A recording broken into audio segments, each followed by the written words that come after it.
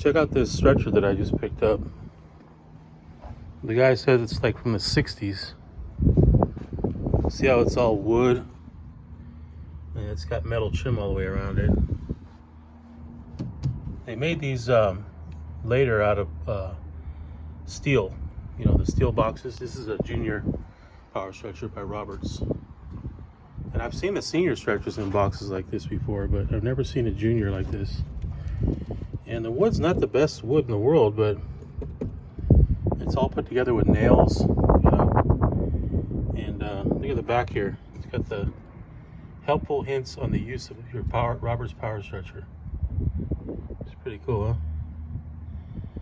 It's got some pipes in here that are pretty old. I know how to clean these up though, so.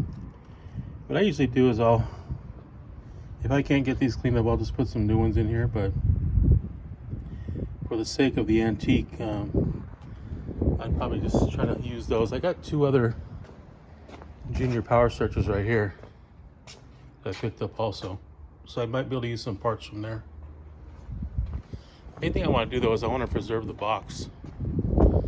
I just literally picked this up and I haven't even opened it yet. This is me opening it right now. And then you see that back part right there? That's they call it the foot. That goes up against the wall. So when you're stretching, that's the wall, and then you stretch that way. This is what they call it, a tail too. And there's a pad that goes on there. See? Over time, I think guys just end up putting a piece of carpet on there, or you could actually buy better feet for that, but this is pretty cool. And then I mean, it works. I don't know what the teeth look like yet, but yeah, they're all intact. They made things better back in those days, you know. You see these little screws right here? These are for the adjustment for thicker carpets. So if you have a real thick carpet, you would leave it all the way in. And as the carpets get thinner, you push these out. Just so the pins don't go all the way through. A lot of the newer stretchers have a bar that runs across here.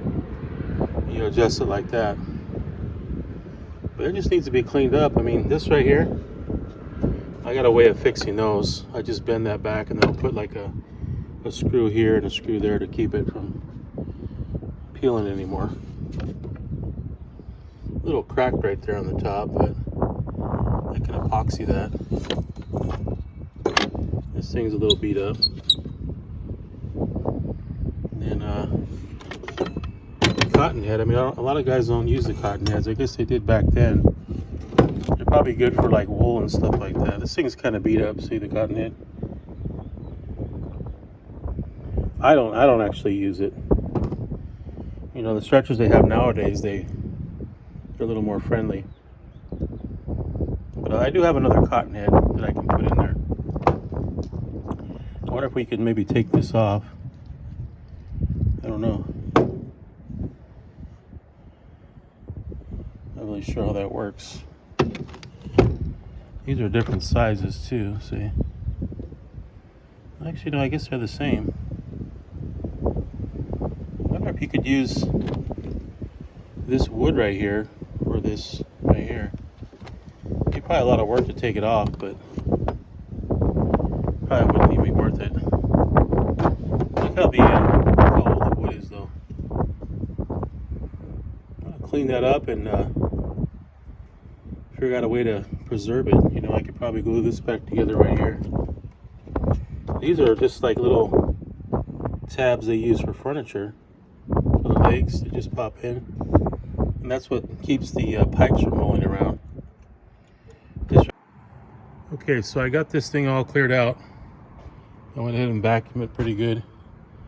I'm gonna go ahead and fix this little stuff right here. Yeah, a clamp and some glue.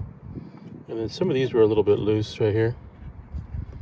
I might just glue those back in too, but after that I'm probably gonna just wipe it down really good with just some warm water and then vacuum it again, and then maybe spray a clear coat over it, and then I'll close the actual case and then clean the outside really good, and let's take away the value of it. I mean, it's just really not much you can do. I mean, this stuff's all antique, you know. If I was to clean it up and polish it, I think I'd just make it worse. Looks like somebody varnished the top of that. I might sand it a little bit, but that's why they call it an antique, though, you know, because it's history, you know. Somebody's had this thing for a long time. They probably threw it in the back of their truck, or, you know, left it out in the rain. But I just don't know how old it is. I think it's from the 60s, I guess. But we'll see. Okay, so I went ahead and cleaned it up really good. I vacuumed it all. I wiped it down with just kind of warm soap and water. Just like almost like a dry mop. You know, nothing heavy. The outside I just wiped down, same thing. There's a couple loose nails that I knocked back in. I didn't really sand it or nothing like that. I just cleaned it all really good, and then I sprayed the whole thing with just a real light satin clear coat, just to kind of preserve the wood. And the inside too, I sprayed a little bit, very lightly though, nothing major. And then I got all the parts for it. I'm going to put back together, and that'll be it. And I'm learning a lot about this because this is one of the original Roberts stretchers. They came in these wooden boxes like this. And what I've learned is if you look at the more modern ones, well, this is like, I would say this right here is a step above this one. What they did was they made the cases very similar, and the stretchers itself were similar also, but everything about them is just a little bit different. And what they did with the stretcher here, if you notice, they left room for all the parts, meaning they left room for this part right here to come in, see, and then it comes with something like this and that. So you got your extension, and you got your foot, and then you have your original one. So basically, I don't think the newer ones came with this, but they didn't come with this. But what happened was, the cases were wooden. What they did was, if your case broke, you were able to buy this case and then put all your pieces from here into here. So they left room for this, see? Because the case would break before the stretcher broke. So, like I said, the newer ones, after this era right here, came with pretty much this stuff right here. Came with a cotton head, which you see right here. Came with the pole. But then, if you notice how it's got right here, see the little ledge right here? I put this carpet here so that the pins wouldn't hit the steel, but if you look at these little ledges right here, these keep it out like so. So it doesn't do that. And then what it does is it snaps into here like that, and this comes down, and the cotton head is the same thing. It's up on a ledge. You look at it, see there's a ledge right there, so it elevates it up so the cotton heads don't get messed up. And then these snap into here, see, and then this right here you can snap into here, you know. So it's got basically, so it, when you close it, because you're putting the poles up here now as opposed to on top right here, so when you close this, it all stays together. Now if you wanted to use this thing right here, see, those are all the modern ones, then you put this in here. Now you've got the full set, and then you got all your poles. Well, this thing's really super heavy when you put the poles on this side. So what I do is I keep the poles in another case, so that way this isn't so heavy. So this is my personal one that I use. And then I have this one over here, is the old one that I picked up. So when we look at and we compare the two, if you look at the wooden one is very similar. Look, it has the little ledges right here. And you put them on top of here, and then you see how this right here, over here, it's broken. See, that piece is missing, so I got to get a new one of these if I keep it. And then this comes down and it goes in between these two. So in order to get the cotton head in, you got to pay close attention, because see right here how it's got this little lip here and then it comes down. Well, on the cotton head, what you got to do is you got to put it in a certain way. You got to put it in like that. If you put it in the other way, it's not going to fit. That way it stays below this right here. So when you put this down, see, it rests right on top of it, and then you take your poles and you put your poles in between these, see, so they don't move. See that?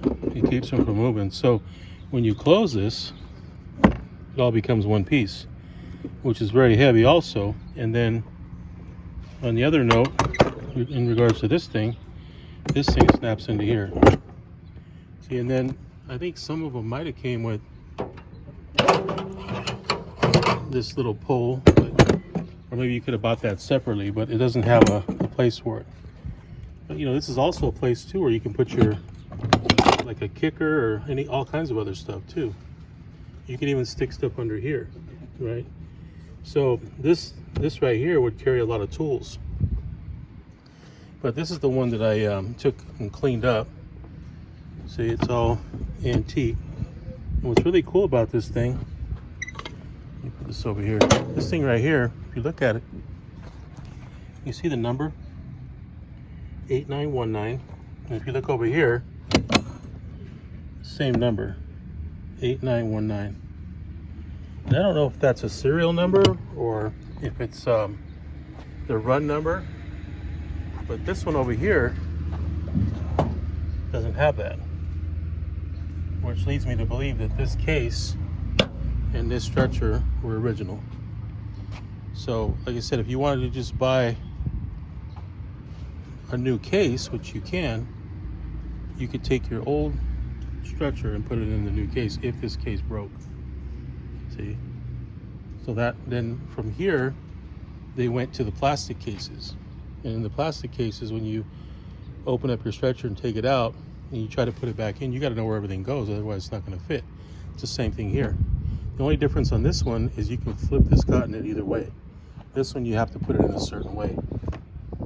See, so this is the basic original right here, as you see.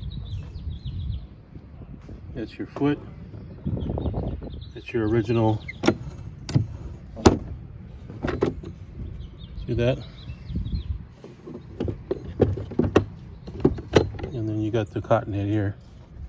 And the cotton head, I don't know if I showed you, but see, that's when you're doing commercial carpets. So that's the end of that. Then you just close it up,